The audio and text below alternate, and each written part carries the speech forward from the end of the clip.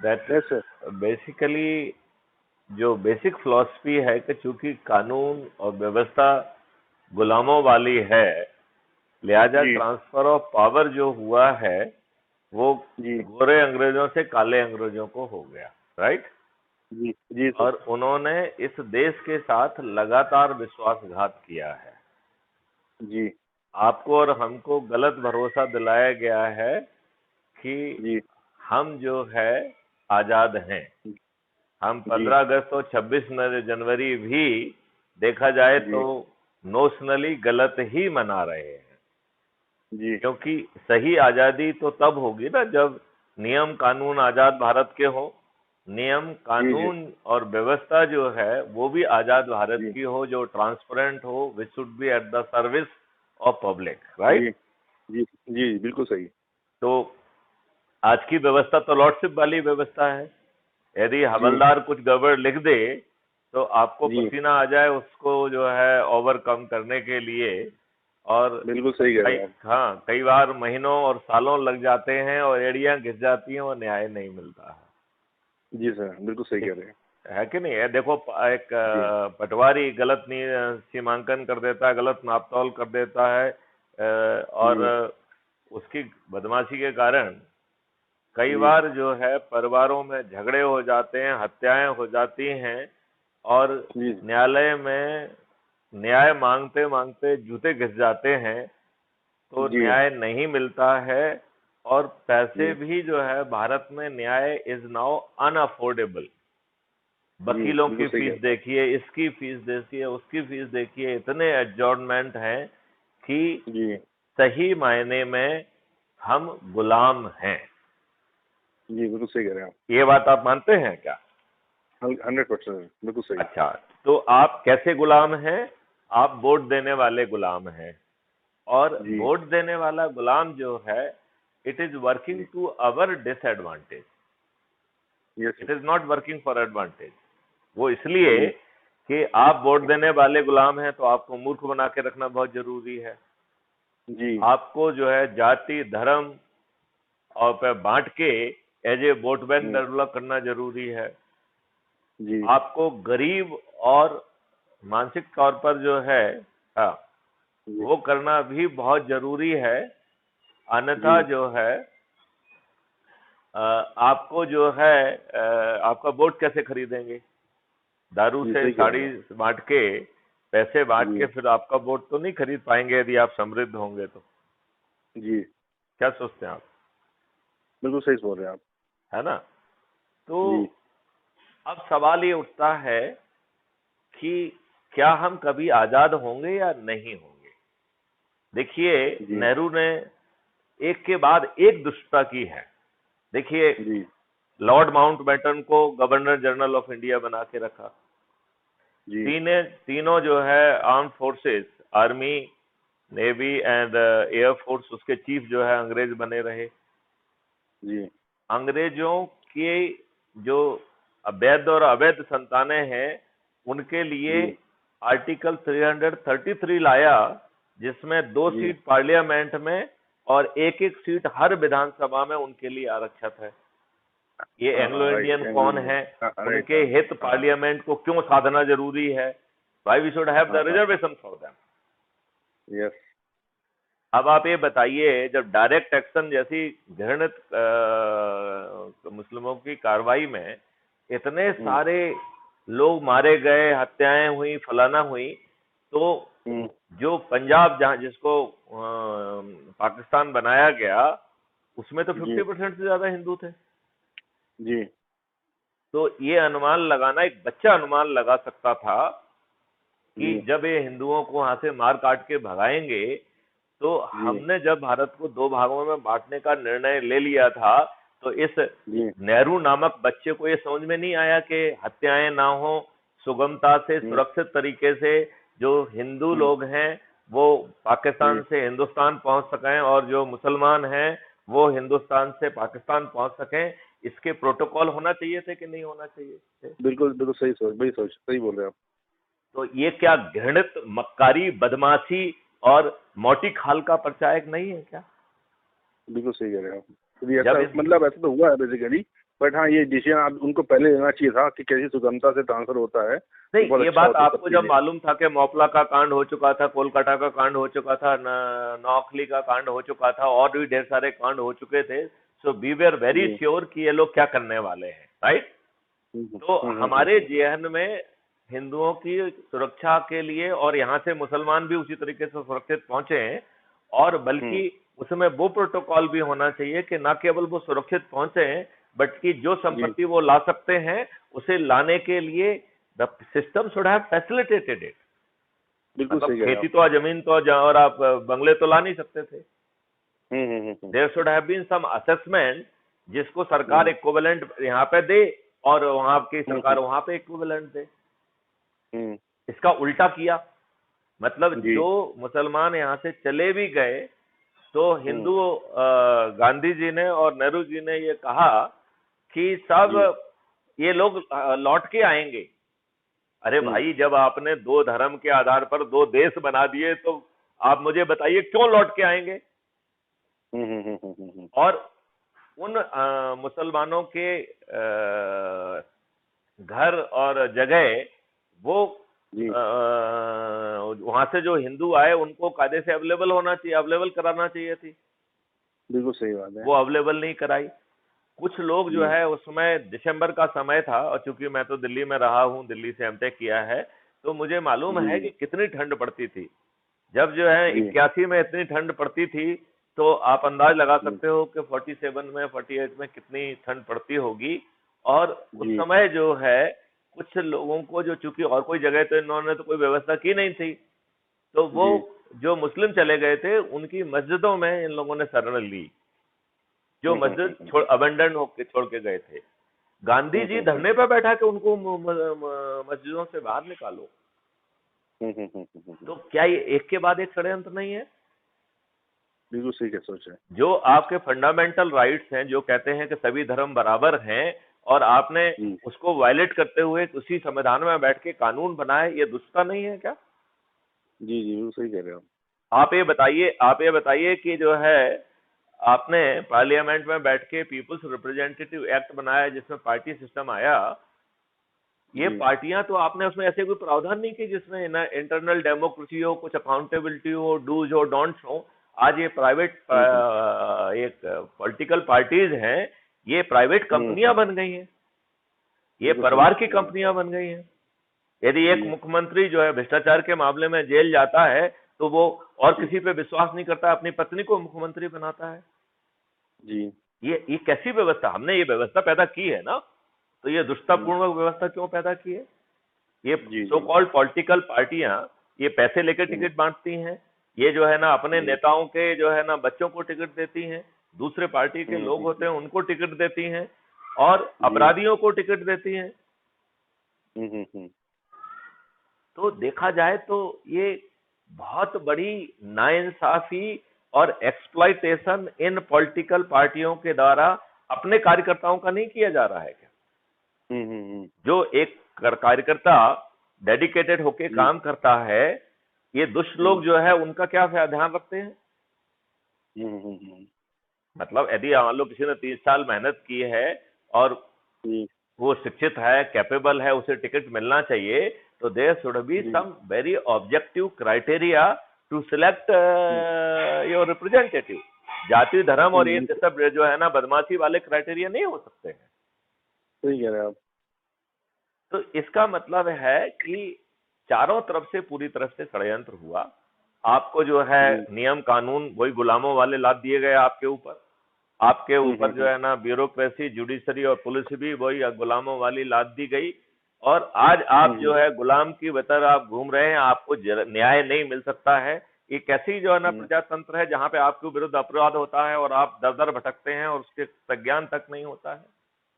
Crime free Bharat mission को पैदा होना होता है, नेशनल पुलिस मिशन को बनाना पड़ता है, और उसको कहना पड़ता है कि बिना थाने जाए FIR दर्ज हो, 15 दिन में जो है बैकएंड इंजन को सपोर्ट करके हम साधारण पुलिस ऑफिसर से भी अकाट साक्ष्यों के साथ चालान कर सकें। और तीसरा, 1 महीने में डिस्ट्रीब्यूटेड वीडियो बेस्ड ट्रायल के माध्यम से 1 महीने में हर हालत में सजायाबी या न्याय हमें कराना चाहिए और फिर स्मार्ट इंटरवेंशन प्रोसेस के through using digital Chitragupta with the right to privacy we should be in position to prevent 90-95% offenses before these offenses could be committed and it is absolutely doable and फिर जब आपके digital Chitragupta को सब कुछ ही मालूम है तो फिर जो है अपराधियों को अपराधी क्यों बनाने न दिया जाए. They could be very well rehabilitated. They can be जो है ना skill set could be identified. हम उनके जो और स्किल सेट क्या देना है, क्या रिसोर्सेज चाहिए वो प्लान कर सकते हैं and let everybody should become a meaningful resource. स्वतंत्र भारत में जो है ना अपराधियों को रहने की क्या जरूरत है, जो ना let that everybody should become good citizen. या बहुत अच्छी बात सोच है आपकी. नहीं, अब सवाल ये उठता है कि ये आज के नेता तो ये सब लाएंगे नहीं क्योंकि नेताओं की तो अपन ने बात कर ली है, राइट. जी. Now what are the options available with you mister Shukla ji, आपके हिसाब से आपके पास क्या ऑप्शंस है? यही है, सही सोच वाले व्यक्ति आगे आए, अपने इसको अपने कंधों पे ले, तब कुछ आगे बात बनेगी. अदरवाइज तो ऐसे ही चलता रहेगा. अशोक मुझे हालांकि जब केजरीवाल साहब आए थे तो हमें बड़ी उम्मीद थी और काफी केजरीवाल एक इतना बड़ा दुष्ट निकल गया, वो इन नेताओं का दुष्टता में बाप निकल गया. वो जितने घृणित काम ये कर रहे हैं वो दुगनी गति से वो सब घृणित काम कर रहा है. अच्छा, इनफैक्ट जब हम उस समय उनका सभा था तो हम लोग भी काफी उनके पक्षधर थे और अभी देख रहे हैं वो समझ में नहीं आ रहा जो होना चाहिए था. अपन ने जो उम्मीद की थी उनसे,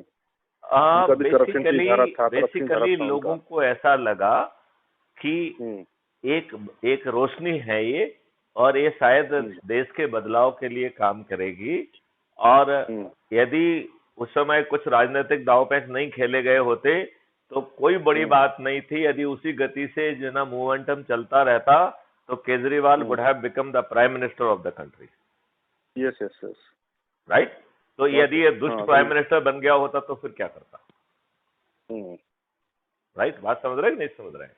हाँ, जी. तो अब मुझे लगता है कि इस चीज का जवाब हमको वेदों में खोजना चाहिए और वेदों में जब हम खोजते हैं तो हमें ये समझ में आता है कि जब भी आसुरी शक्तियां बलवान होती हैं तो उनसे लड़ने के लिए हमारे पूर्वजों ने हमेशा तपस्या का सहारा लिया और तपस्या के माध्यम से ब्रह्मास्त्र, शिवास्त्र, विष्णुअस्त्र, देवी देवताओं को प्रसन्न करके उनके वरदान प्राप्त करके और अस्त्र शस्त्र और वरदानों से सुसज्जित होकर हम आसुरी शक्तियों का मुकाबला कर पाए.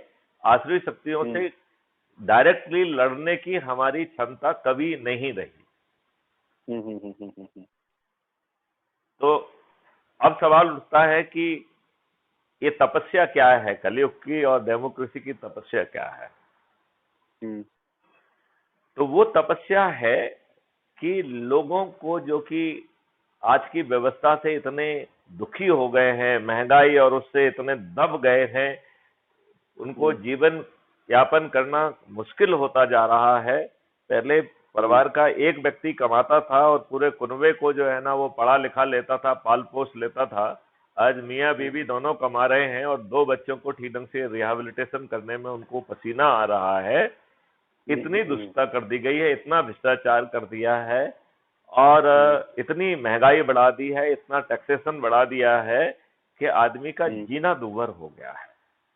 और इसको करके उन्होंने आपको 3-2-5 में फंसा दिया है कि आप हमेशा दबे रहो इसी बोझ में, आपको कोई बड़ी चीज सोचने की आपकी हिम्मत और औकात ना हो. तो अब जो है हम लोग बड़ी चीज सोचने की काबिलियत खो चुके हैं.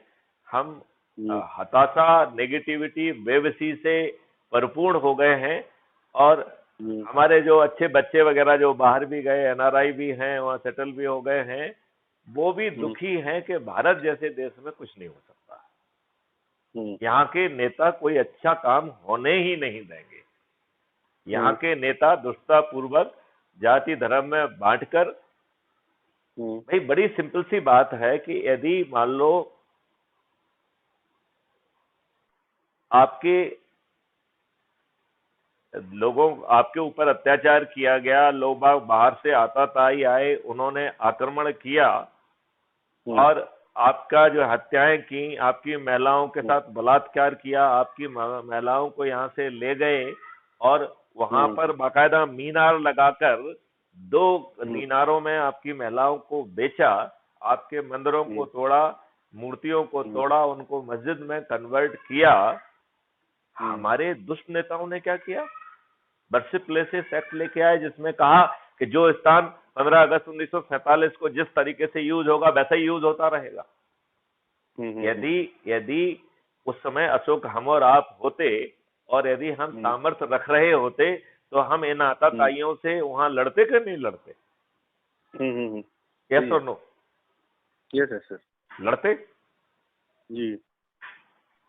तो इन आताताइयों ने जो गड़बड़ किया है जी, आज हमारे ही पार्लियामेंट में बैठ के कोई कैसे ऐसा कानून बना सकता है, 8 सेक्शन का 1.5 पेज का कानून, जिसका कहना ये है कि जो जैसा यूज हो रहा है वैसा यूज होता रहेगा। उनने आपके मस्जिद मंदिरों को तोड़ा, ये तोड़ा, वो किया, ये तुम जो है भारत माता, तुम गुलामों की माता हो, तुम इसी विकृत रूप से जियो।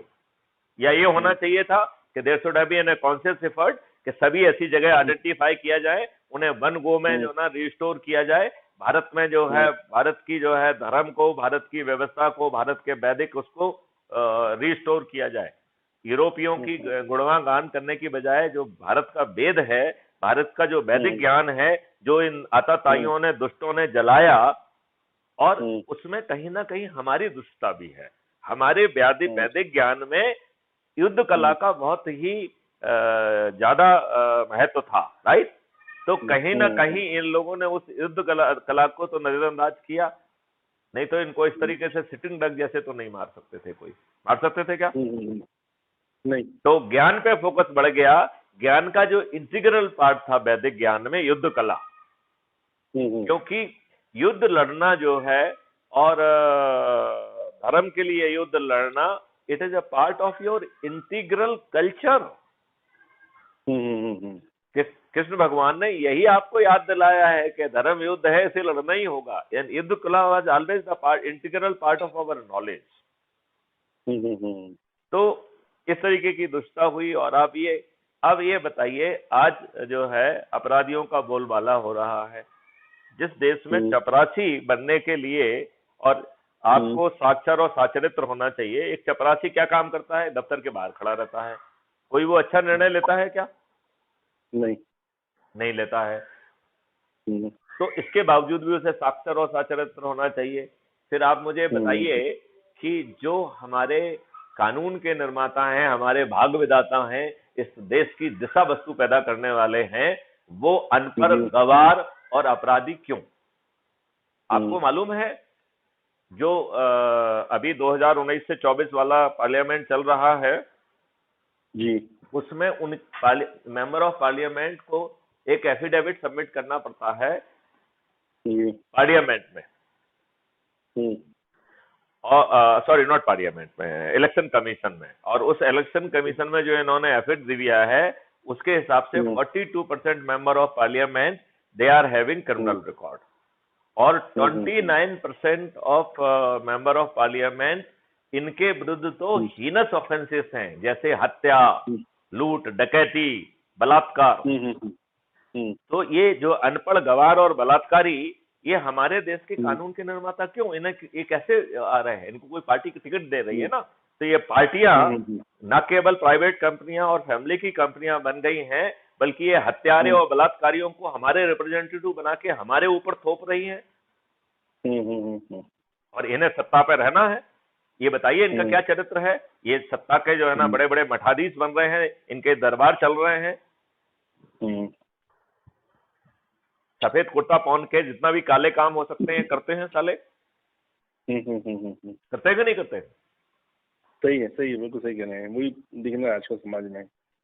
तो अब सवाल ये उठता है कि ये आसुरी शक्ति को रिप्रेजेंट कर रहे हैं, इनको जीतने के लिए हमने एक बहुत अच्छा मॉडल डेवलप किया है, हमने उसका नाम एनर्जी मॉडल दिया है। आपको सुनने समझने का मौका मिला क्या उसको? जी जी, कई बार सुना हमने उसको। तो आप मुझे समझाएंगे कि आपको क्या समझ में आया?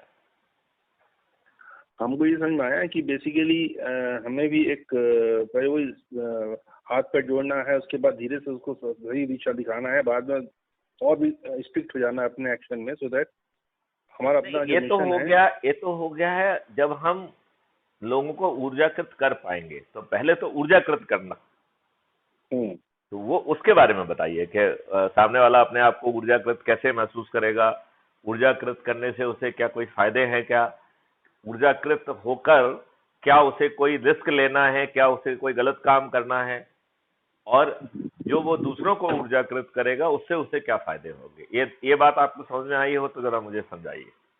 एक्चुअली सर, ये ऊर्जाकृत खुद बनना करना है, तभी तो आप एक से बढ़कर एक कड़ी जोड़ती जाएगी, तब आप समूचा बड़ा कुछ अच्छा कर सकते हैं। अकेले ऊर्जापन से नहीं होगा, आपको ऊर्जा को बांटना भी होगा। That is the concept basically. और ऊर्जा बांटना मीन्स आपका सही विचार सही जगह पहुंचना है, आपने आपको उतना डेवलप करना है। ये मैंने आपने समझा बिल्कुल है। सही कहा अशोक जी। इसमें दो चीजें हैं।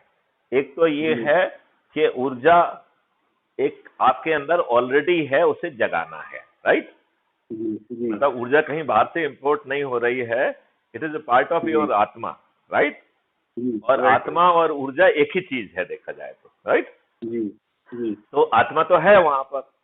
अब वो आत्मा जो है कुपोषित हो गई है, आत्मा जो है चारों तरफ से परेशान है, और वो जो है चारों तरफ जो माहौल खींच दिया गया है उसमें वो इतनी फंसी हुई है, वो नेगेटिविटी से जूझ रही है, डिप्रेशन से जूझ रही है, हताशा से जूझ रही है, बेबसी से जूझ रही है। तो उससे बातचीत करके यदि हम उसे ये संकल्पित करें कि आप ऊर्जा केंद्र हैं, और तो आपकी जितनी भी नेगेटिविटी, बेबसी, हताशा, डिप्रेशन सब अपने आप विलोपित हो जाएगा। Do you agree with me? Yes yes. तो सवाल इसमें ये उठता है कि इसमें ना तो आप चक्का जाम कर रहे हैं, ना आप रेल रोको कर रहे हैं, ना आप कोई धरना दे रहे हैं, ना कोई जुलूस निकाल रहे हैं, ना दिल्ली जाने के लिए कह रहे हैं, ना जंतर मंतर पे इकट्ठे हो रहे हैं।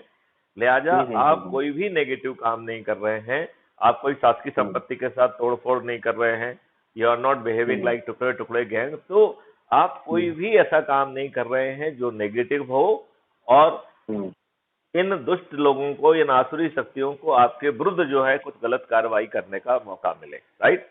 ना तो वो आपके विरुद्ध जो है अपने गुंडों को भेज के कुछ दंगा फसाद करा सकते हैं, ना जो है वो ऐसी स्थिति निर्मित कर सकते हैं जिससे वो आप पे लाठियां भाजें, ना वो ऐसी स्थिति पैदा कर सकते हैं कि आप पे गोली चलाएं, ना ऐसी स्थिति निर्मित कर सकते हैं कि आपके विरुद्ध कोई अपराध कायम करें। बट सर, अभी जो ये राजद्रोह वाला जो अभी गवर्नमेंट ने वापस ले रही है, देखिए कैसी कुछ भी राजद्रोह फंसा देता आदमी, किसी को गलत आदमी को सही आदमी फंसा देता, गलत में कुछ भी कर सकते हैं लोग। नहीं तो ये राजद्रोह कैसे है भाई? आप एनर्जी जगा रहे हैं, अपने अंदर इनकी एनर्जी जगाना राजद्रोह हो जाएगा? वो नहीं कह रहा हूँ।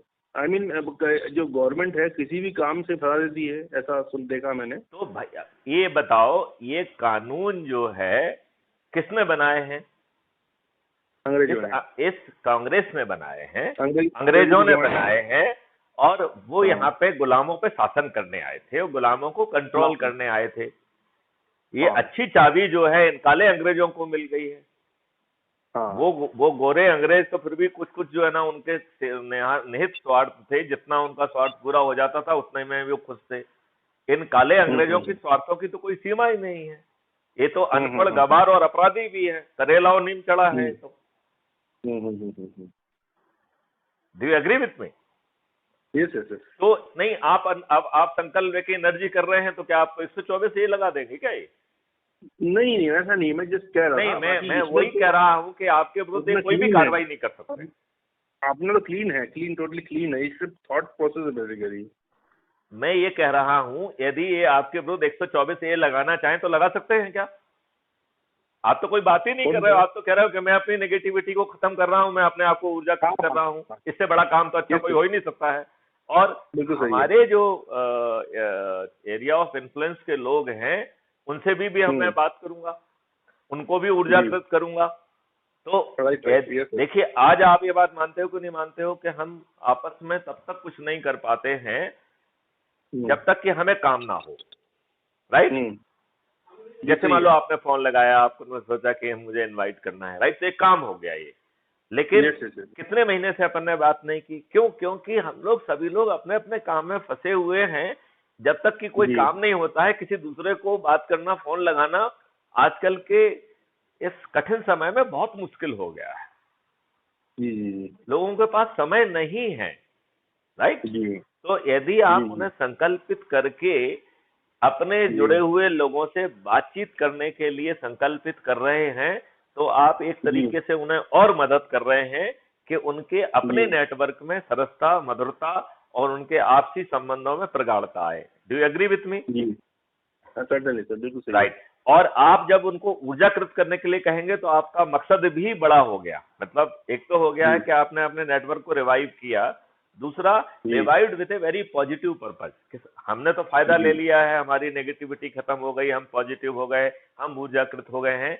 और हमें ये भी भरोसा है कि ढेर सारे ऊर्जा केंद्र पूरे भारत में पैदा हो गए हैं, तो अब हम अकेले भी नहीं हैं। ये दुष्ट आसुरी शक्तियां हमारे प्रति अन्याय नहीं करती हैं, कर सकती हैं। हम अब इतने ताकतवर हो गए हैं, राइट? तो एक नोशनल, एक एनर्जी लेवल पर, एक इमोशनल लेवल पे एक सपोर्ट भी क्रिएट हो रहा है। Do you agree with me? Yes. तो अब इसमें एक तीसरा एलिमेंट जोड़ा है कि अल्टीमेटली तुम एनर्जी कर लो, कुछ कर लो, फाइनली तो नथिंग सक्सीड लाइक सक्सेस। और यहाँ सक्सेस क्या है कि जो षड्यंत्र पूर्वक नियम, कानून और व्यवस्था गुलामों वाली हम पर थोपी गई है, जब तक हम उसे नहीं बदलेंगे तब तक हम सही मायने में आजाद नहीं होंगे। Do you agree with this?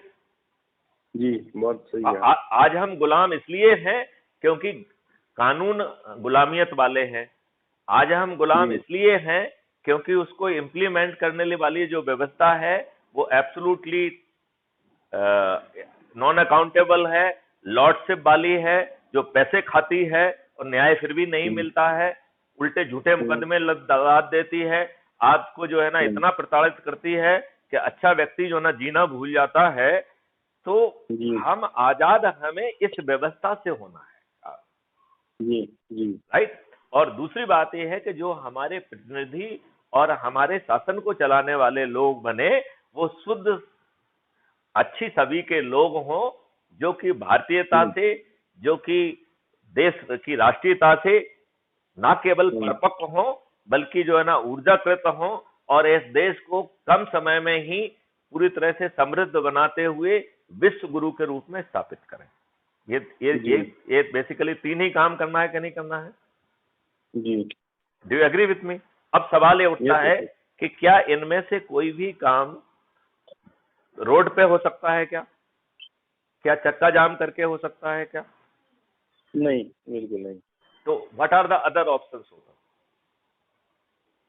Other options that we like जितने एनर्जी वाले रहेंगे, energy centre, they should spread that energy among all, जितना मैक्सिमम हो उतना अच्छा, then they can put up their views to the other people. I mean इस जो संयुक्त एनर्जी है, इसका इतना दबाव आना चाहिए कि हमारे चुने हुए प्रतिनिधि, जिनका पदी कर्तव्य भी है कि वो हमें रिप्रेजेंट कर रहे हैं, और हमारी जो ये तीन प्राथमिकताएं हैं उसको वो नियम कानून के रूप में जमीन पे उतारें। ये उनका पदी और उनका सामाजिक और उनका जो है ना नैतिक सभी कर्तव्य है उनका। लेकिन ये दुष्टता से ऐसा बिल्कुल नहीं कर रहे हैं, बल्कि केन केन प्रकारेण कैसे सत्ता में बने रहे, इसकी जुगत लगातार जो है ना हर कोई कर रहा है। कोई कम बड़ा दुष्ट है, कोई ज्यादा बड़ा दुष्ट है। Do you agree with me? Yes sir, जिसको जो से मौका मिले। यस सर, बिल्कुल सही है ना? तो अब हमें ये बात हमें समझनी चाहिए कि राक्षस की जान जो है तोते में है, राइट?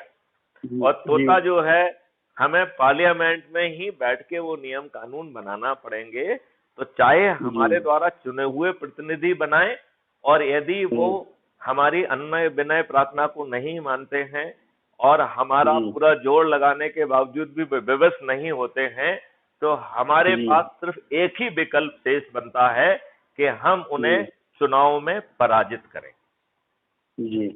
और फिर जो है स्वयं पार्लियामेंट में पहुंचकर जो नियम कानून और व्यवस्था आप चाह रहे हैं, जिसमें कि पार्टी लेस जो है डेमोक्रेसी हो, अपराधी फ्री जो है ना राजनीति हो, खर्च विहीन चुनाव व्यवस्था हो, साइबर क्राइम फ्री और क्राइम फ्री भारत हो, पेपर करेंसी मुक्त डिजिटल भारत हो, राइट, और बाद में जो है ना टैक्स फ्री भारत भी हो और इंटीग्रेटेड फार्मिंग हो, और कुल मिला के हमारा भारत जो है वो समृद्धशाली, निरोगी और दीर्घायु हो और सबसे बड़ी रिसर्च एंड डेवलपमेंट हब बने और विश्व गुरु के रूप में अपने आप को स्थापित करें। तो चाहे वो वैदिक ज्ञान का रिसर्च एंड डेवलपमेंट हो, चाहे भौतिक ज्ञान का हो, India has to become again hub of the जो है biggest research and development hub of the world, right. यही जो है ना क्राइम फ्री भारत का विजन और मिशन भी है जी। अब जो है इसको ट्रांसलेट करने के लिए मुझे लगता है कि देखो, जो सभी पार्टियों के कार्यकर्ता हैं वो सबसे ज्यादा एक्सप्लॉइटेड लॉट हैं। Do you agree with me? तो मुझे लगता है कि सभी पार्टी के कार्यकर्ताओं को कहें कि भैया तुम अपनी पार्टी का काम करो, हम आपको किसी का मेंबर नहीं बना रहे हैं, आप हमारे केवल एनर्जी सेंटर बन जाओ, राइट। आप जितने लोगों को ऊर्जाकृत करेंगे, हम सभी जितने लोगों को ऊर्जाकृत करेंगे उसको पोटेंसी कहा जाएगा, राइट। जैसे ही आप 1000 लोगों को ऊर्जाकृत कर देंगे तो आप महा ऊर्जा केंद्र कहलाएंगे और महा ऊर्जा केंद्र के साथ साथ ये पोटेंसी भी चलेगी। कल यदि क्राइम फ्री भारत को जो है पॉलिटिकल पार्टी के रूप में अवतरित होना होता है और उसे जो है पार्लियामेंट में बैठ के नियम कानून बनाने की क्षमता प्राप्त करना होती है, तो उसे एमएलए और एमपी के रूप में अपने महा ऊर्जा केंद्रों को, जिनकी हाईएस्ट पोटेंसी होगी, जिन्होंने सबसे ज्यादा लोगों को ऊर्जाकृत किया होगा, जो पढ़े लिखे समझदार भी होंगे और आपराधिक रिकॉर्ड के व्यक्ति नहीं होंगे, इन 3 क्वालिफिकेशन लोगों को ऑब्जेक्टिव तरीके से टिकट दिया जाएगा जी। और फिर जो है चूंकि आपसे पूरे ऊर्जा केंद्र के रूप में 100-150 बल्कि थ्योरेटिकली तो 137 करोड़ लोग जुड़े होंगे, तो हम संकल्प लेके अपने ऊर्जा महाकेंद्रों को चुनाव में बिना चुनाव प्रचार के जिता पाएंगे, क्योंकि हम चुनाव प्रचार नहीं करेंगे। यदि हमारा चुनाव प्रचार का तरीका होगा थाली बजाइए, दीपक जलाइए और वीडियो चलाइए कि हम अपना हमारे फलाने व्यक्ति को हम विजयी बनाएंगे, हम संकल्पित होते हैं, हम वो काम भी संकल्पित होकर करेंगे। जब 137 करोड़ लोग इस तरीके से संकल्पित होकर करेंगे तो इन आसुरी शक्तियों की जमानतें जब्त हो जाएंगी कि नहीं हो जाएंगी? अब एक कठिन काम बिल्कुल नहीं है, बहुत आसान है। क्यों? क्योंकि हम किससे बात कर रहे हैं? अपने से जुड़े हुए लोगों की। तो अशोक शुक्ला जी जो बात कर रहे हैं उन लोगों से जिनसे वर्षों का, 50 साल का, 60 साल का जो संबंध है, उसके आधार पर जो है ना बात कर रहे हैं। तो अपने से जुड़े लोगों को ऊर्जाकृत करना, क्या we will enjoy special trust and relationship, then we will enjoy special credibility also, right. तो ये हम सिद्धांत को बड़ी आसानी से समझा पाएंगे और केजरीवाल का जो नेगेटिव एक्सपीरियंस है वो आपको प्रभावित नहीं करेगा। Do you agree with me? Yes. क्योंकि आपने जो है ना मॉडल भी बनाया है, ऐसा कोई मॉडल जो है ना केजरीवाल ने नहीं बनाया था, राइट। उन्होंने जो है ना अपनी कोई ऐसी प्रायोरिटी भी नहीं रखी थी। जो प्रायोरिटी रखी थी लोकपाल एक्ट की, वो तो लोकपाल एक्ट आ गया है और लोकपाल जी मार्च 2019 से पोस्टेड हैं। क्या भ्रष्टाचार में थोड़ी सी भी कमी आई है क्या? नहीं आई है। तो इसका मतलब है कि the concept was wrong and it was not properly design. लेकिन आप ये बताइए, हमारे कॉन्सेप्ट में आपको कहीं कोई गलती दिख रही है क्या? नहीं, ये लगभग फुल प्रूफ है। फुल प्रूफ है। तो और ये फुल प्रूफ बात यदि हम अपने जुड़े हुए लोगों को अपने कॉन्फिडेंस, अपने रिलेशन और अपने ट्रस्ट के साथ कह रहे हैं, तो इसके हमें उनको ऊर्जाकृत करने में दिक्कत आएगी क्या? नहीं आनी चाहिए। नहीं आना चाहिए। अच्छा, अब आप ये बताइए, उनको जो है जब भी हमें सॉलिडरिटी को एक्सप्रेस करना है तो उसका तरीका है कि हम ताली बजाएंगे, वो हम उसको शंखनाद कह रहे हैं। हम दीपक जलाएंगे, हम उसको अंधकार को दूर करना कह रहे हैं। और तीसरी जो बड़ी बात है, दैट इज हम अपना जो प्रार्थना है वो आम पब्लिक के माध्यम से रखेंगे। वो प्रार्थना मैथिली शरण गुप्त नहीं कहेंगे प्रधानमंत्री से, उसको हमारा हर ऊर्जा केंद्र स्मॉल वीडियो के माध्यम से रिले करेगा, जिससे ये अंधे राजनेता, बहरे राजनेता, इनको दिखाई भी देने लग जाएगा और सुनाई भी देने लग जाएगा। और यदि ये अपने अहम में नहीं सुनेंगे तो फिर हम इन्हें पराजित भी करेंगे, और वो भी बिना चुनाव प्रचार के, और वो भी इनकी जमानतें जब्त होंगी। Do you agree with me और नॉट? जी जी। आप ये बताइए, आज जो है आपके ऊपर शुद्ध जो है ना अनपढ़, गंवार और अपराधियों को थोपा जा रहा है, जातिगत नेताओं को थोपा जा रहा है। उसमें जाकर वैसे लोग, कुछ अच्छे लोग भी हैं उसमें सर, ऐसा नहीं, मेरा ये कहना है मेजोरिटी की बात करो ना। अच्छे लोग कितने होंगे? 5%? हाँ, 5 से 10%। 10% मान लेते, हम कह रहे 20% मान लेते, तो 80% गधे इस व्यवस्था ने हमारे ऊपर क्यों थोपे हैं? 100% अच्छे लोग क्यों नहीं होना चाहिए? 137 करोड़ लोगों में इनको 545 लोग नहीं मिल रहे हैं, और अभी तो इनको 543 ही चाहिए, क्योंकि 2 तो जो है ना वो गोरी चमड़ी वाले के लोगों के बच्चों, अवैध बच्चों के लिए है। राइट? तो क्या हम 137 करोड़ में 443 अच्छे कमिटेड लोग और नेशनलिस्ट और जो है ना शिक्षित और एक्सपीरियंस जो इस देश में बदलाव ला देंगे, ऐसे लोगों को नहीं हम ला सकते। ये ऐसे लोगों को नहीं लाएंगे, क्योंकि ये अपने चरित्र जैसे ही लोगों को लाएंगे। ये खुद घटिया चरित्र के लोग हैं, ये खुद अनपढ़ और गंवार लोग हैं, ये खुद अपराधी हैं, और अब इतने बड़े हो गए हैं कि कानून के ऊपर हो गए हैं। इनके विरुद्ध तो अपराध अब पंजीबद्ध भी नहीं होते। मानते कि नहीं मानते? जी जी। तो जब इसमें कोई दिक्कत नहीं है, तो मैं ये मानूं कि अशोक शुक्ला जी पूरी तरह से ऊर्जाकृत हो गए हैं। सर ऊर्जाकृत, पहले आपका वीडियो देखते वैसे ऊर्जाकृत हो चुके हैं, अभी और रिचार्ज हो गया। बिल्कुल सही बात है। तो मैं आपको आज ऊर्जा केंद्र घोषित करके ये घोषित करूं कि अच्छा, आप कितना समय संकल्पित कर रहे हैं? 1 घंटे, आधा घंटे, 1.5 घंटे, 2 घंटे? ये चार संकल्प हो सकते हैं। आधा घंटा, 1 घंटा, 1.5 घंटा, 2 घंटे। 2 घंटे से ज्यादा का संकल्प नहीं चाहिए। आधा घंटा कितना? Half an hour, right, no issue. Now half an hour is a little small period, hence you have to plan it in such a way जिससे आधा घंटे का जो आपका डेडिकेटेड टाइम है उसका कुछ ना कुछ ऊर्जा केंद्र में कन्वर्ट लोग हो जाएं, and then you take a note of it. And अभी हम उसको पोटेंसी में भी कन्वर्ट कर रहे हैं। यदि आप जो है ऊर्जा केंद्र, ज्यादा ऊर्जा केंद्रों को बना पाएंगे, तो आगे चल के आपकी यदि रुझान होगी तो you will become eligible to be candidate as a MLA or MP, and you may become eligible to become the chief minister of a state or minister or even prime minister. देखो, ये तो transparent तरीका है। इसमें केवल 3 ही चीजों को देखा जाना है। आपकी पोटेंसी क्या है, आपकी शिक्षा दीक्षा क्या है, आपका आपराधिक रिकॉर्ड नहीं होना चाहिए। इन 3 चीजों का एक कैलकुलेशन बना के उसके आधार पर आपको एक मार्क्स न्यूमेरिकल कैलिब्रेशन मिलेगा, और उसके आधार पर ट्रांसपेरेंट तरीके से ये पूरी व्यवस्था होगी। जी। तो क्या मैं ये मानूं कि आप अपनी पूरी निष्ठा, श्रद्धा और संकल्प के साथ देश के इस महा बदलाव में अपनी भूमिका निभाने के लिए संकल्पित है? निश्चित रूप सर, इस तो बहुत बचपन से ये सोचते होना चाहिए, हो नहीं पा रहा था, हो नहीं रहा है सर। हाँ, क्योंकि उसके लिए कोई पाथवेज और कोई मॉडल नहीं था। पाथवेज बदमाशियों के थे, पाथवेज जो है ना टुकड़े टुकड़े गैंग के थे, पाथवेज जो है ना जुलूस, धरना और शासकीय संपत्ति के तोड़ फोड़ करने वाले थे, और अपने आप को जो है इस कॉस्ट पर अपने आप को राजनीति में स्थापित करने के थे। इस तरीके के वैदिक ज्ञान को करते हुए, और देयर इज एडवांटेज कि अपन लोग कोई हाइपोथेटिकल व्यक्ति नहीं है। We have the rich experience of इन सभी लोगों के नग्नतम स्वरूप को अपन ने देखा है कि नहीं देखा है? जी जी।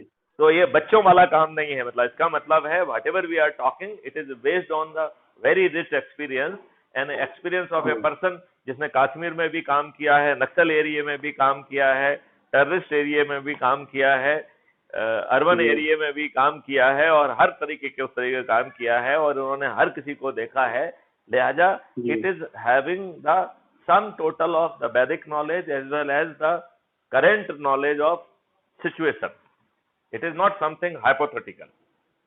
जी सर, एक क्वेश्चन है, अभी जो वर्तमान सरकार है खासकर केंद्र की, ये भी काफी अच्छे इंटरेस्ट से डेवलप कर रही, करते चल रही है, तो इसमें अभी क्या सोच है? देखो मेरा ये कहना है कि इनकी कथनी और करनी में बहुत फर्क है। जैसे इन्होंने डीमोनेटाइजेशन लाया, आपको ताज्जुब होगा कोई सिटिंग डीजी अपने प्रधानमंत्री को पत्र नहीं लिखेगा। जी। आई हैव रिटन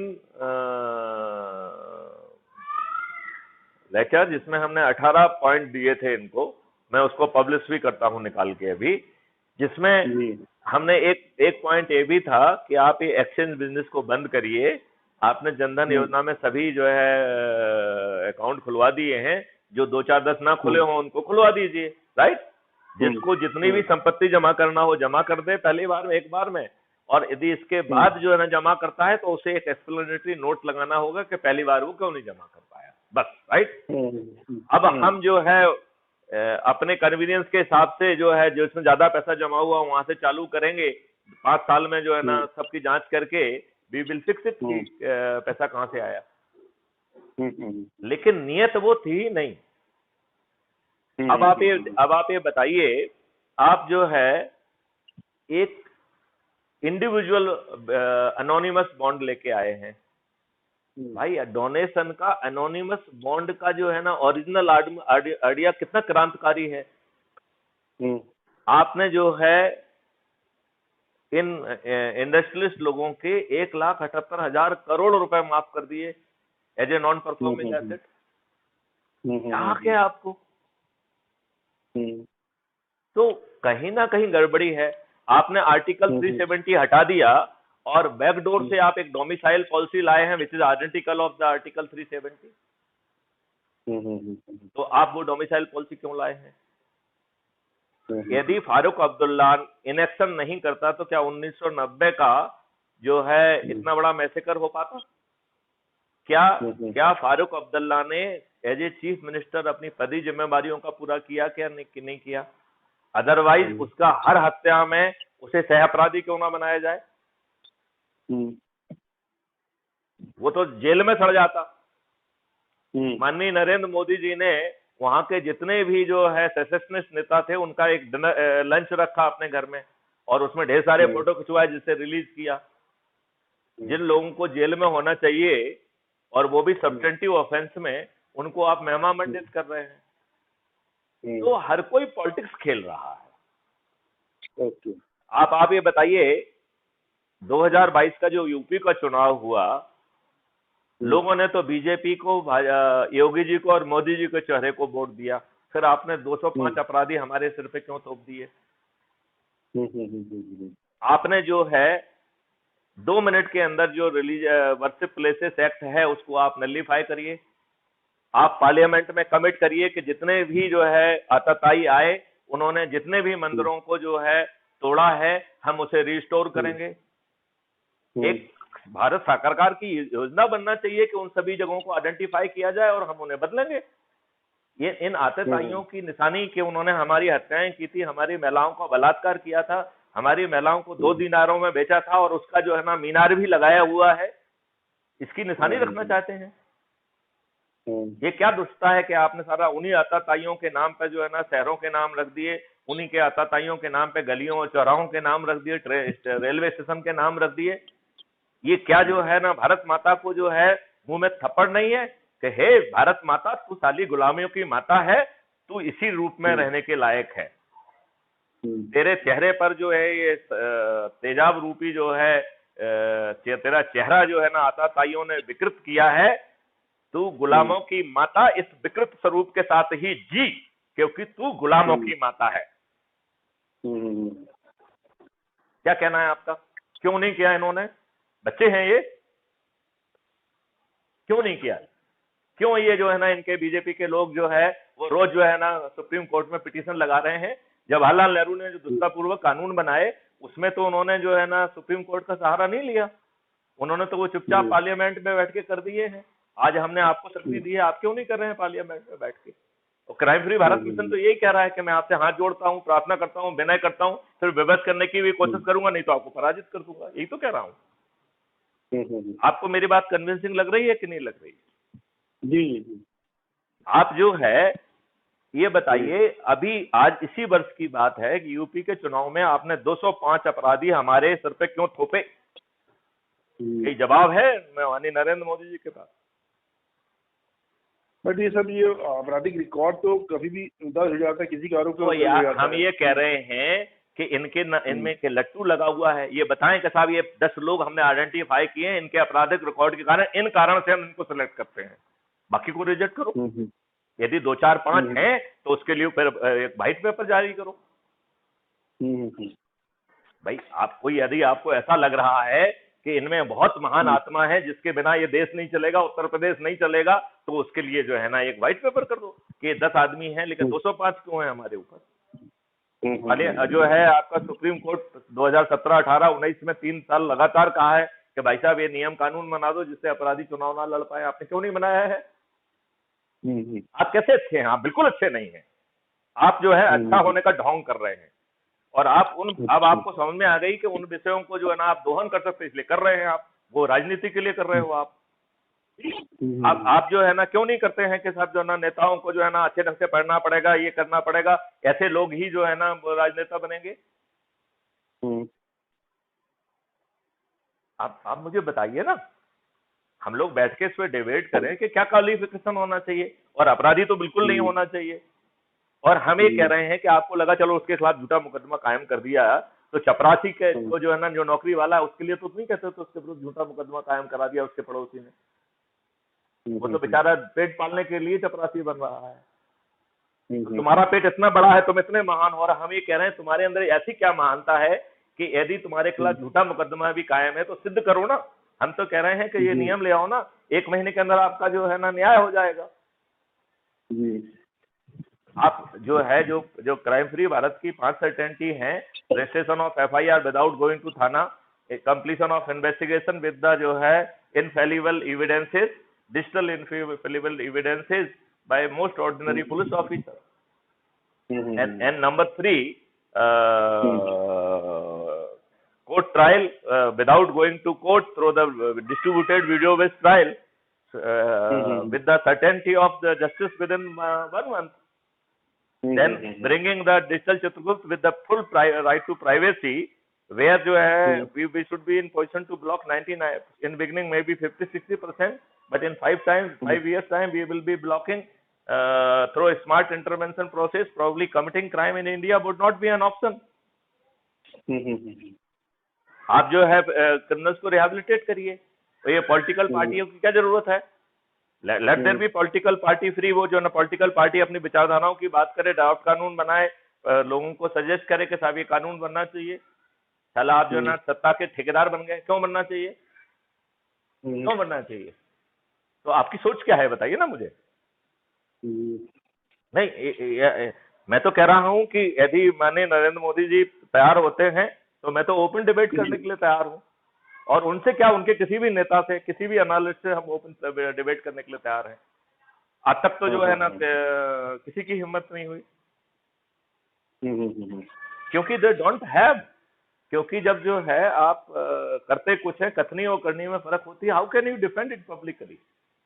मैथिलीकरण ग्रुप के सामने नहीं टिक पाएंगे आप। He knows ins and out of everybody. कहां से बचोगे? तुम 370 में जो है ना लोगों को मूर्ख बना सकते हैं। फिर आप जो है भाई you have brought that domicile policy very close two of that nature. अभी भी जो है ना लोग बाग मर रहे हैं। भाई आपकी टेक्नोलॉजी इतनी ड्रिवन है, सालों को दड़बे में जाके मारो। आपको मालूम है जो टेक्नोलॉजी कहती है, जो सैटेलाइट फोन से इवन उनकी लोकेशन ट्रैक हो सकती है। I have seen the demonstration of this technology. अरे साला सबका यूज करो, जितनी भी टेक्नोलॉजी संभव है, इन दुष्टों को सालों को बंद करो, क्योंकि समस्या समाधान हो जाएगी तो फिर ये सत्ता में कैसे रहेंगे। तो ये तो समस्या रखना चाहते हैं ना जिंदा, समस्या रखना चाहते हैं, आपको डराना चाहते हैं जिससे उनके वोट कंसोलिडेट हो। Whether I could reply to your satisfaction? Yes sir. मेरा जवाब जो है आपको संतुष्ट करने लायक है या इसलिए और हकीकत तो ये है कि आप जो बोल रहे हो सही है। नाउ हाँ नहीं बहुत सही है इसमें जो हो रहा है, बट उसमें बहुत लोग अवेयर, आपको तो अच्छा एक्सपीरियंस, आप अच्छे अवेयर है इसमें, बाकी बहुत से लोग वो प्रेस एंड मीडिया पर ही डिपेंड करते हैं अपने विचार, जबकि आपको फील्ड एक्सपीरियंस है। हम ये कह रहे हैं कि हम अपने लोगों को जोड़ के अपने एरिया ऑफ इन्फ्लुएंस के में लोगों को ऊर्जाकृत करके संयुक्त ऊर्जा का जब हम प्रदर्शन करेंगे तो ये आसुरी शक्तियां अपने आप पराजित महसूस करेंगी। या तो ये विभक्त होके समुद्र जैसा जो है रास्ता दिखाएंगी और वो सब करेंगे जो अपन कह रहे हैं, और नहीं तो अपन इनको पराजित कर देंगे। क्या मुश्किल काम है, और उसमें पैसे तो खर्च होना नहीं है, तो हमें कुछ ही इंडस्ट्री से डोनेशन तो चाहिए नहीं है। हमने तो किसी से डोनेशन नहीं मांगा आज तक जी। मांगा क्या? नहीं, इनफैक्ट ये दिया भी तो शायद आपने लिया नहीं, इनको बना कर दिया, अब जरूरत नहीं है। नहीं, मैं ये कह रहा हूँ थोड़ा बहुत पैसे की जरूरत हो सकती है, उचित समय पे जरूरत होगी तो 1-1 रुपए मांग लेंगे तो उससे काम बन जाएगा जी। यदि 137 करोड़ लोग 1-1 रुपए देंगे तो 137 करोड़ हो जाएंगे। वो 1 रुपए तो भिखारी भी दे सकता है, दे सकता है नहीं दे सकता है। और जब जरूरत नहीं है तब तक हम लोगों को ये भी बताया कि बिना रिसोर्सेस के भी परिवर्तन लाया जा सकता है, बिना जो है चक्का जाम किए, बिना प्रदर्शन किए भी वो ला सकते हैं। क्योंकि यदि हम इनकी मॉडस ऑपरेंडी मानेंगे तो हमें इन जैसा होना पड़ेगा, जैसे कि केजरीवाल हो रहा है। वो एक के बाद एक दुष्टता कर रहा है, हर गली मोहल्ले में उसने शराब की दुकान खुलवा दी है। आपका जो है फ्रीबी नहीं बांटना चाहिए। हमें कह रहे हैं I would like to give you the right क्या होगा कि जब आपके रिसोर्स आप मैच नहीं कर पा रहे हैं, automatically the people will come to help you out and you will get skill, you will get resources, you will get ideas, you will get support, everything you will get right at your place। और जो भी मिलेगा that will be go in your cost settling account। तो एक cost आपके account में create कर दी जाएगी, राइट? और जैसे ही आप कैपेबल होंगे you have to settle that cost. तो उसमें आपको सम्मान भी रहेगा। अभी तो आप फ्री भी हो गए, अभी तो आप दारूखोर हो गए हैं। Yes or no? Yes, yes, yes। आपको मेरी बात कन्विंसिंग लग रही है? ऐसा मत सोचिए कि साहब हमारे सीनियर हैं कुछ वैसे, तो आप उस सीनियरिटी जूनियरिटी का ध्यान नहीं रखना है। वो नहीं, वो तो सादा नहीं होता। ये है कि आपकी बात सही है, दमदार है, सभी सुन पा रहे हैं और अपने प्रतिक्रिया दे रहे हैं। आप मैंने हवा बात नहीं कर रहे हैं, कुछ तथ्यों के बेसिस पे बात कर रहे हैं, कुछ अच्छी जानकारी की बेसिस पे बात कर रहे हैं आप। नहीं, आपको ये मॉडल कैसा लग रहा है? Can it come on the ground? लोगों की नीचे की जमीन गायब हो जाएगी, उन्हें मालूम ही नहीं पड़ेगा। उनके कार्यकर्ता जो है ना ऊर्जा केंद्र बन जाएंगे, उनको तो वो जो है ना रोज धोखा दे रहे हैं। क्राइम फ्री भारत तो कह रहा है it is a transparent system. आप महा ऊर्जा केंद्र बनो पोटेंसी के साथ, you will have the right. The only thing you should not be a criminal, you should not be this and that's all. जी। So we will come with a, जब हम पॉलिटिकल पार्टी बनने के mood में आ जाएंगे तब we will come with the very clear those criteria also, so you can calculate your marks. जी। और you can strive to improve your performance यदि if you are having the political ambition. Yes. और आप किसी को उसका काम बदलने के लिए नहीं कह रहे हो जी। वो किसी को आप ये नहीं कह रहे हो कि जो आप काम कर रहे हो वो कम महत्व का है। उल्टा आप कह रहे हो कि उस काम को ज्यादा शिद्दत के साथ करो और उसमें आपका परफॉर्मेंस इंप्रूव होगा, क्योंकि आपकी नेगेटिविटी खत्म हो जाएगी।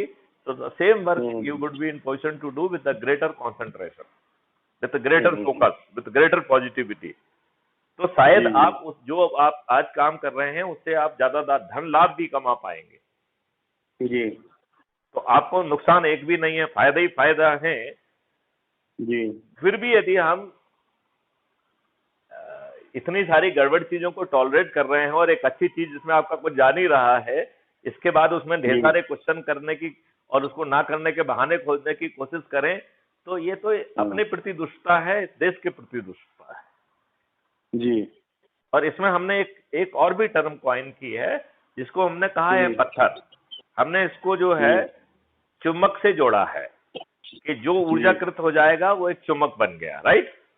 अब वो जी जैसे जी ही अपने प्रभाव क्षेत्र में लोगों के पास पहुंच रहा है, तो उसमें जो जी लोहा होगा, उनके पार्टिकल बिना कहीं मूव किए हुए अपनी ही जगह पर नॉर्थ साउथ में रीओरिएंट होके वो चुंबक बन जाएंगे। और जब वो अपने प्रभाव क्षेत्र में जाएंगे तो अपने सभी लोहे को ऊर्जाकृत करते जाएंगे, और यह काम जी इतनी द्रुत गति से होगा कि मालूम ही नहीं पड़ेगा, जी राइट। अब सवाल उठता जी है जी कि जो हम में से लोग पत्थर हो गए हैं, वो क्या जी ऊर्जा केंद्र बनेंगे, ये एक बड़ा क्वेश्चन है। और जी एट द मोमेंट पत्थरों की संख्या थोड़ी सी ज्यादा हो रही है, तो हम्म, इसके बारे में मेरा कहना है कि पत्थर दो तरीके के हैं। एक जी पत्थर वो हैं जो वर्तमान व्यवस्था का लाभ ले रहे हैं, राइट। और चूंकि वर्तमान व्यवस्था का लाभ लेके उनके मुंह में खून लगा है, लिहाजा हम्म, वो इस अच्छी व्यवस्था जिसका उन्हें इतना लाभ मिल रहा है, रातों रात वो अमीर बन रहे हैं, वो जो है ना मंत्री बने हैं, मुख्यमंत्री बने हुए हैं, वो ऐसी अच्छी व्यवस्था को बदलने में उनकी कोई रुचि नहीं है। तो एक वो पत्थर हो गए हैं। दूसरे पत्थर वो हैं जो कि इतने निष्क्रिय हो गए हैं कि उन्हें लग रहा है कि कुछ भी होना संभव नहीं, राइट। लेकिन जी ये दोनों पत्थर ही महा ऊर्जा केंद्र में कन्वर्ट होंगे, राइट। इनकी हालत बिल्कुल वाल्मीकि जैसी होगी कि डकैत वाल्मीकि जी जब ऋषियों के द्वारा ऊर्जाकृत किए जाते हैं, तो वो महर्षि वाल्मीकि बन जाते हैं और रामायण की रचना करते हैं। ये हमारे पत्थर भी ये ऊर्जा केंद्र नहीं बनेंगे, ये सीधे महा ऊर्जा केंद्र बनेंगे, क्योंकि इनके अंदर महा ऊर्जा केंद्र बनने का पोटेंशियल है। और ये अपने आप होगा, इसके लिए किसी को कोई कॉन्शियस प्रयास नहीं करना पड़ेगा, क्योंकि जब चारों तरफ से ऊर्जा केंद्रों का जो है आभा मंडल उसके ऊपर गिरेगा, तो इसमें कबीरदास जी ने जो एक दोहा कहा है कि लाली मेरे लाल की जित देखो तित लाल, लाली देखन मैं गई या मैं चली तो मैं भी हो गई लाल, राइट। तो जो भी ऊर्जा के उस महाप्रभाव के प्रभाव क्षेत्र में आएगा, वो ऊर्जाकृत हुए बिना नहीं रह पाएगा। अभी तो आपको मेहनत करना पड़ रही है। जैसे ही आप एक मिनिमम क्रिटिकल मास पे पहुंच जाएंगे, लोग बाग अपने आप ऊर्जाकृत हो जाएंगे ना, क्योंकि कहीं ना कहीं कोई ना कोई चुंबक आस में अवेलेबल होगा, तो लोहा लोहा कैसा बना रहेगा, वो तो चुंबक बनना ही बनना है उसे, जी जी जी राइट। कुछ इफेक्ट तो आएगा शुरू में उसका। हाँ हाँ, नहीं नहीं, जब चारों तरफ से ऊर्जा की बम्बार्डिंग होगी, तो फिर कोई पत्थर नहीं रह सकता है। जी तो मुझे लगता है कि हमें इसमें नुकसान कोई है नहीं, रिस्क कोई है नहीं, तो हमको शिद्दत से संकल्पित होकर लग जाना चाहिए। जी और मुझे लगता है कि आधा घंटे का समय कम होता है, आप जैसे सुलझे व्यक्ति को 1 घंटे का समय संकल्पित करना चाहिए, जी है ना। क्योंकि आधा घंटे का तो जब यदि आप बहुत मेटिकुलसली प्लान नहीं करेंगे, तो उसका इम्पैक्ट ही नहीं आ पाएगा। जी जैसे